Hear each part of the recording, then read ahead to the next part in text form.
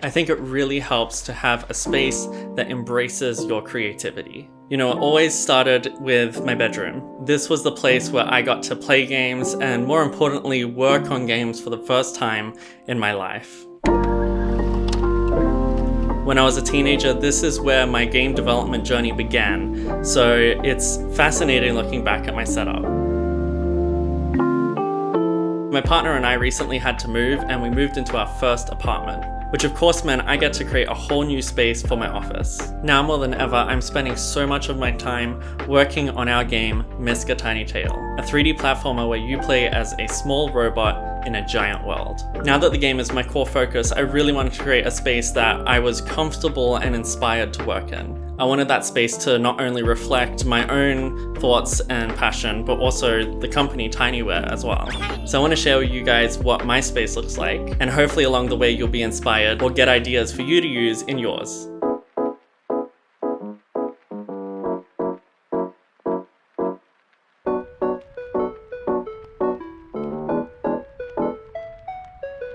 So over here we have my Pinup Board, which I absolutely love. I use this thing nearly every day, and I've really taken a liking to it over digital mediums. Many years ago I tried different things like Trello, where you can basically have a digital Pinup Board to write down tasks, drag them over, and be able to complete them in that way. But I just found there was some sort of tactile feature missing from that.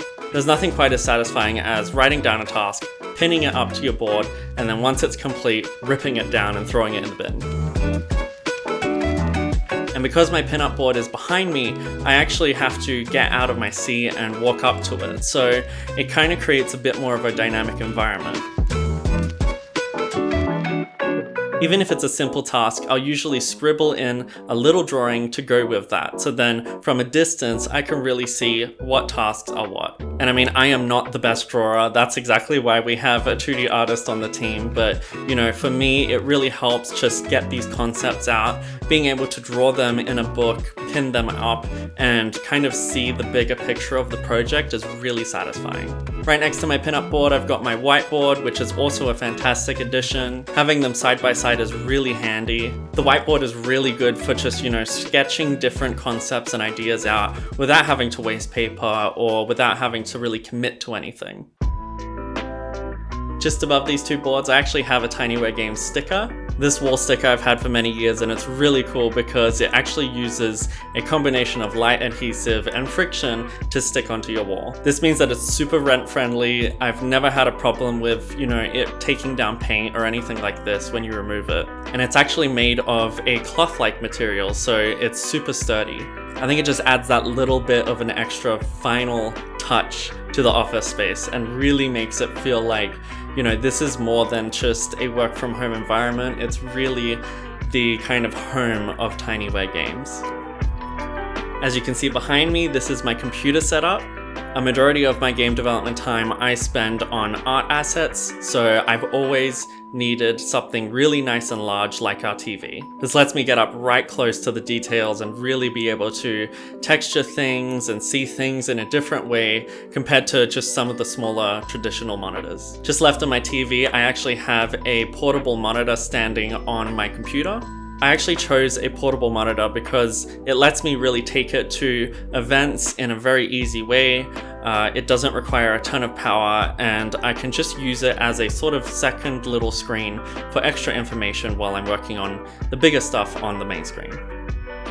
I've always got the microphone I'm currently using on my desk. A few of you have asked about what microphone I'm using, and it's actually a Blue Yeti microphone. This is what I use for all our recordings when we're doing videos. It's also what I use to do sound design in Misc as well.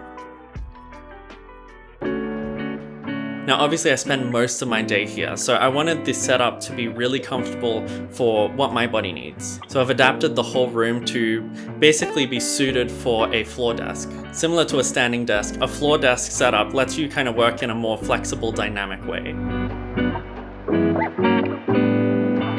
over the years using all sorts of ergonomic chairs where it really focuses on supporting your muscles on your back actually ends up doing a little bit of damage because these muscles are so supported that they rely on the chair to actually function. They become weaker over time, and it means that ultimately you end up day to day with more back pain. Now, as someone who's always fidgeting, always sort of, can never sit still, I've always struggled with finding a chair that really makes me comfortable and also pain-free.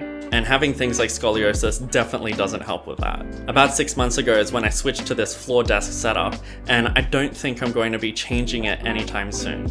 It's a very unconventional setup, but I've found that, at least for my body, having little back support has actually forced my back to build muscle naturally. And while the transition period was a little bit tough, after 2 or 3 weeks, I found my back so much better. Using this chair and using this setup, I don't think I've ever had as good posture as I do now. And it also forces me to do a little bit more work when getting up and sitting down. More than ever, so many people are working from home and so many people are working office jobs. So if we can encourage our bodies to be able to move in certain ways and be able to constantly be changing our position, I think that's really beneficial. And so while I totally get that it's very strange looking and, unconventional, at least for my body, I found that's really worked. Now, when laying out my room, I really wanted a little corner dedicated to disconnecting. I spend so much of my time and so much of my day just focusing on screens, right? They're everywhere. They're in our pocket. They're obviously in the giant screens behind me. So I really wanted a place that I can just fully disconnect from technology. I've always been inspired by many different Asian cultures, so I created this little space where I can just kind of sit there, relax, and really do anything I want that's offline. This is a great place to catch up on books, to draw, to write, or just spend some time with family.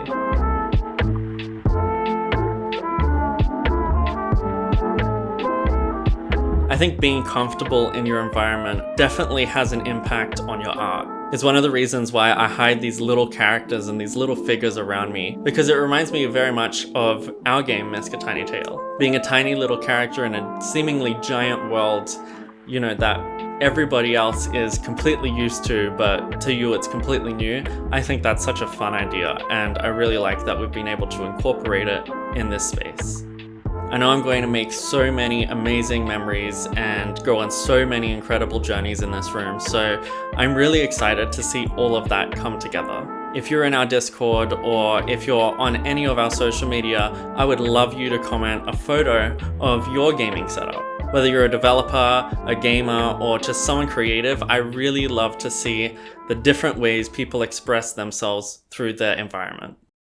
Despite all the changes in my setup over the years, I think I put it really well back when I was a teenager. I don't think you need a particular setup to be good at something or to be successful. You just need the drive to continue and focus on actually making it. It's just about the game. And that's really the important thing. It doesn't really matter what your setup is. I was able to start game development back then with a very strange setup. All of this is supposed to be directed to you and your needs. Everybody is going to have a different setup, especially for the different things that they're doing in their environment. So find what works for you and embrace it.